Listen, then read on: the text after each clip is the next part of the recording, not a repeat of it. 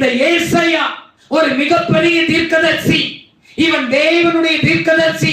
தேவன் என்ன சொல்லுகிறாரோ அந்த வார்த்தையை அப்படியே உரைக்கிற ஒரு தீர்க்கதரிசி. நல்ல கவனிங்க.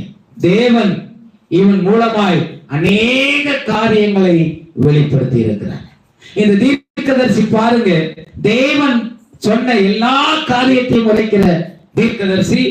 அடுத்து இவன் மூலமாய் தேவன் பாருங்க, இயேசு கிறிஸ்துவினுடைய முதலாம் வருகை, இயேசு கிறிஸ்துவினுடைய இரண்டாம் வருகை, அடுத்து புதிய வானம் புதிய பூமி எப்படி இருக்கும், பரலோக ராஜ்யம் தேவனுடைய ராஜ்யம் எப்படி இருக்கும், வருங்கால மணவாட்டி மணவாளன் கூடுகிற இடம் எப்படி இருக்கும், 1000 வருட அரசாட்சி, நித்திய நியாய தீர்ப்பு, இவை எல்லாவற்றையும் குறித்து இந்த தீர்க்கதரிசி மூலமாய் தேவன் வெளிப்படுத்தி இருக்கிறார். ஹல்லேலூயா.